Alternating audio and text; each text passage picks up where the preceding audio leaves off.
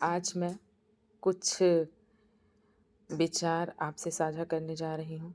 आशा करती हूँ आप लोगों को सही लगेगा और आप भी अपना सुझाव हमें देंगे। देखिए, आज के ज़माने में जो नई पीढ़ी युवतियाँ हैं, युवाएँ हैं, वो चाहे लड़के हों, चाहे लड़कियाँ हों, अब पता नहीं कैसे उनमें इतना रोष आने लगा है कि हर बात में उत्तेजना, किसी भी बात को प्रेम से समझना भी नहीं होता है। लेकिन ऐसा नहीं होना चाहिए। आजकल तो युवतियों में ये देखा जा रहा है कि जब उनकी शादी कर दी जाती है, जब वो दूसरे के घर जाती हैं शादी करने के बाद, जब वो ससुराल जाती हैं, तो क्या होता है कि देखिए, जहाँ 4 बर्तन होता है वहाँ खटपट ज़रूर होता है। तो उस खटपट को क्या करती हैं, चहारदीवारी के बाहर अपने मायके में, अपने रिश्तेदारों में सबसे बताना शुरू कर देती हैं। तो वह खटपट सुलझने की बजाय और उलझता चला जाता है। जबकि हमें सुलझाने के लिए क्या करना चाहिए? भाई, अगर हम बर्तन को सही रखेंगे, अगर चलिए बाई चांस हम नहीं सही रख पाए, सारा बर्तन एक के ऊपर गिरता चला गया, तो फिर उसका समाधान क्या है कि उसे फिर हम सही से लगा दें बर्तन को, फिर वो ठीक से हो जाएगा, अच्छा लगेगा, दिखने में सुंदर लगेगा। उसी तरह पारिवारिक समस्याएं भी होती हैं। परिवार के सभी सदस्यों को मिलजुल कर बैठकर उन समस्याओं को सुलझा लेना चाहिए। ये नहीं कि 2-4 लोगों को बुला के उनसे और मायके फ़ोन कर देना, अपनी मम्मी से कहना, अपनी भाभी से कहना। अरे भाई, चक्रव्यूह हमारा है, हम उस चक्रव्यूह में खड़े हैं, हम फंसे हुए हैं, तो भेदना हमें ही है अर्जुन की तरह, ठीक है? हमें अभिमन्यु की तरह हमें ही भेदना है, अर्जुन की तरह निशाना हमें ही लगाना है, ठीक है?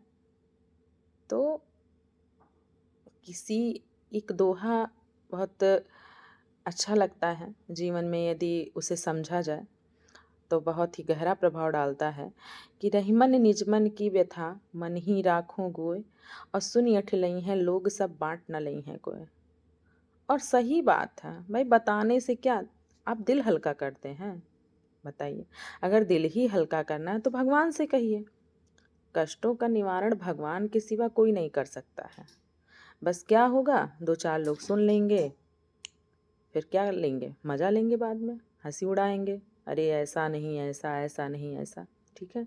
बहुत सारी कमियां फिर निकल के बाहर आएंगी।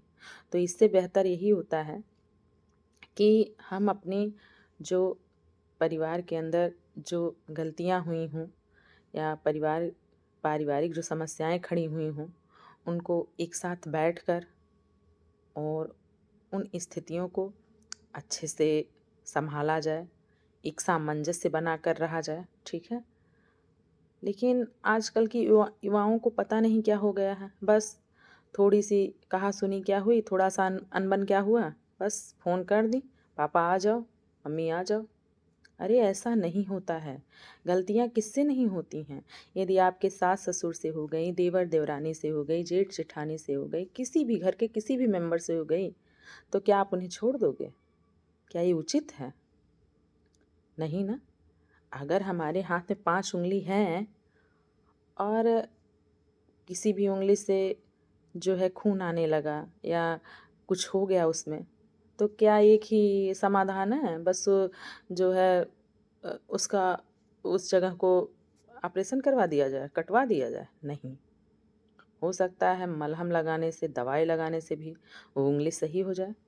तो उसी तरह हो सकता है परिवार के अंदर अगर किसी सदस्य के अंदर थोड़ी बहुत नासमझी है, तो हो सकता है उसे प्यार से समझाया जाए, और प्यार का तो गहरा असर पड़ता है। हो सकता है धीरे धीरे उस इंसान में भी बदलाव आ जाए, ठीक है? वो इंसान भी हमें समझने लगे। इसलिए अपने घर की बातें अपनी चहारदीवारी में ही रखिए।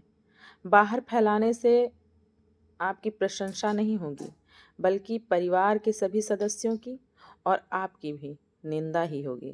इसलिए रिश्तेदारों से रहें सावधान, बचा कर रखें अपने घर का मान सम्मान। आशा करती हूँ कि मेरा ये विचार आप लोगों को सही लगेगा और आप भी अपना सुझाव कमेंट बॉक्स में ज़रूर देंगे। मुझे सब्सक्राइब करें। धन्यवाद।